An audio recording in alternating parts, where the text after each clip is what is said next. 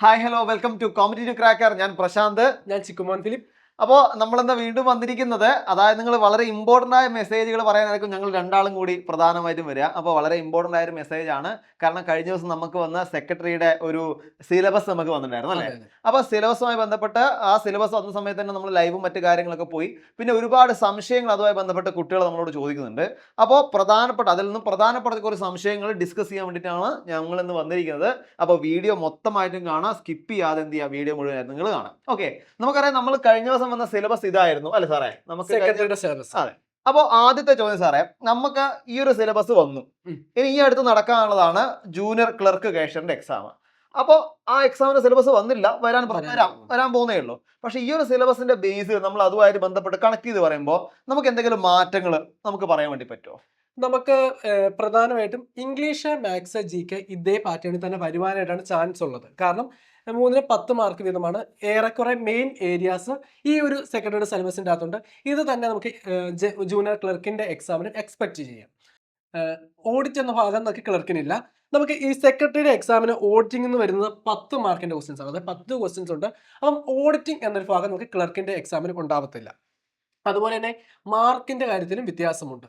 നമുക്ക് അക്കൗണ്ടൻസിക്ക് നമുക്ക് junior ക്ലർക്കിന് 20 മാർക്കാണെങ്കിൽ secretary എക്സാമിന് 15 മാർക്കാണുള്ളത്.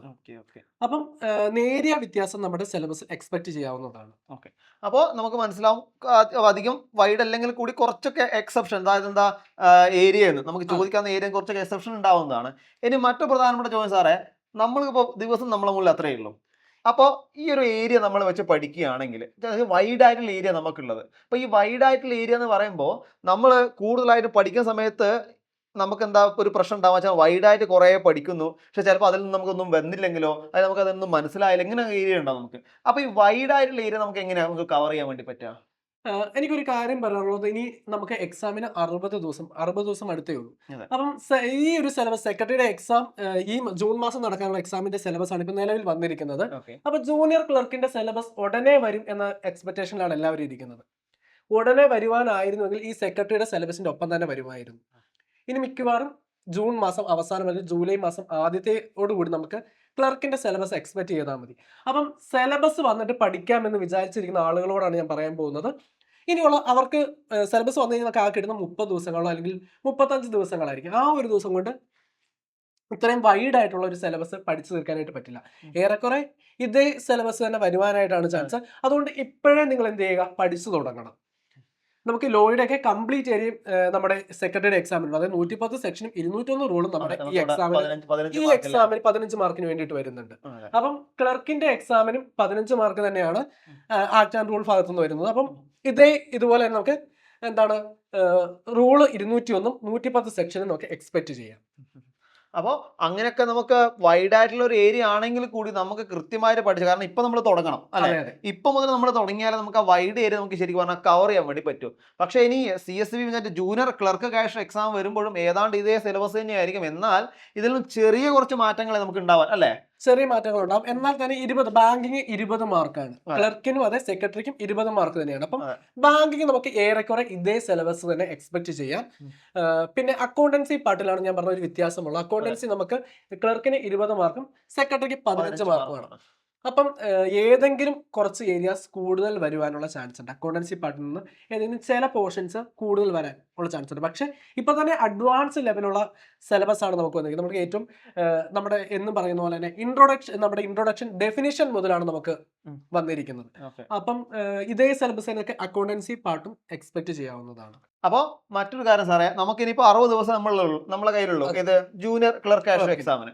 അപ്പോൾ ഈ 60 ദിവസം കൊണ്ട് ഒരു ഏരിയ നമുക്ക് കവർ ചെയ്ത് പഠിച്ചെടുക്കാൻ വേണ്ടി പറ്റുമോ? എങ്ങനെയാ ഇത് നമ്മൾ എല്ലാ ദിവസവും പറയുന്ന കാര്യമാണ്. നമുക്ക് 60 ദിവസം കൊണ്ട് കറക്റ്റായിട്ട് ഒരു ചിട്ടയായ പഠനത്തിലൂടെ പോവുകയാണെങ്കിൽ കറക്റ്റായിട്ട് കംപ്ലീറ്റ് ഏരിയയും തീർക്കുവാനായിട്ട് പറ്റും.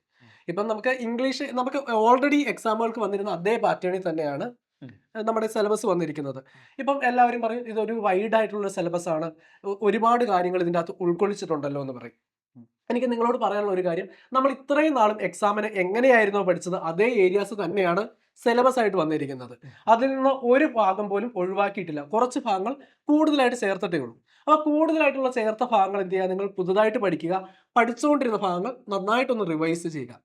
അപ്പോൾ നമ്മൾ നേരത്തെ പറഞ്ഞ പോലെ സാർ ഡീറ്റെയിൽ ആയിട്ട് പറഞ്ഞ പോലെ 60 ദിവസം കൊണ്ട് നമുക്ക് കൃത്യമായ ഒരു ചിട്ടയിൽ പഠിച്ചാൽ ഈസി ആയിട്ട് നമുക്ക് എന്ത് ചെയ്യാൻ പറ്റും, ഈ ഒരു CSCBയുടെ വരുന്ന എക്സാം നമുക്ക് ക്രാക്ക് ചെയ്യാൻ വേണ്ടി പറ്റും അല്ലെ. അപ്പൊ നമ്മൾ ആ 60 ഡേ പ്ലാൻ സാർ ഒന്ന് ജസ്റ്റ് ഒന്ന് എക്സ്പ്ലെയിൻ ചെയ്ത് കൊടുത്തേ. നമുക്ക് 60 ഡേയ്സ് ബാച്ച് എന്ന് പറയുമ്പം എല്ലാ ദിവസവും തന്നെ നമുക്ക് ലൈവ് ക്ലാസ്സുകളുണ്ട്. അത് ഒരു ക്ലാസ് അല്ല, 3 ക്ലാസ്സുകൾ വരെ നമ്മൾ ലൈവ് ക്ലാസ്സുകൾ ഷെഡ്യൂൾ ചെയ്തിട്ടുണ്ട്. നമ്മുടെ കുട്ടികൾ പഠിക്കാൻ തുടങ്ങുന്നത് രാവിലെ 5 മണി മുതലാണ്. 5 മണി മുതൽ 6 വരെ അവർ പഠിക്കുന്നു. അതുപോലെ തന്നെ വൈകിട്ട് 8 to 10 അവർ പഠിക്കുകയാണ്. അപ്പം കറക്റ്റായിട്ട് ഒരു ടൈം ടേബിളിൽ അവരെന്ത് ചെയ്യുന്നു, പഠിക്കുകയാണെങ്കിൽ ഏതൊരാൾക്കും കംപ്ലീറ്റ് സിലബസ് കവർ ചെയ്ത് എക്സാമിന് പ്രിപ്പയർ ചെയ്യാനായിട്ട് പറ്റും. അപ്പോൾ അങ്ങനെയാണ് നമ്മളെ 60 ഡേ ബാച്ച് വരുന്നത് അല്ലേ. നമ്മളെ എക്സാമായി ബന്ധപ്പെട്ട് August 3 എക്സാം വരുന്നത്. അപ്പോൾ 60 ദിവസത്തെ ഈ ക്രാഷ് ബാച്ചിലൂടെ നമുക്ക് സ്പെഷ്യൽ മെന്റർഷിപ്പ് പ്രോഗ്രാം ഉണ്ട്, PDF നോട്ടുകൾ കിട്ടും, അതുപോലെ ലൈവ് റെക്കോർഡ് സെഷൻ നമുക്കിപ്പോൾ മിസ്സായാൽ റെക്കോർഡായി നിങ്ങൾക്ക് കിട്ടുന്നതാണ്. ഇങ്ങനെ ഒരുപാട്, അതേപോലെ സ്പെഷ്യൽ മെന്റർഷിപ്പ്, ഇങ്ങനെ ഒരുപാട് ഫീച്ചേഴ്സോട് കൂടിയാണ് ഈ വരുന്ന പുതിയ നമ്മളെ 60 ഡേ ക്രാഷ് ബാച്ച് നമ്മൾ ആരംഭിക്കുന്നത്.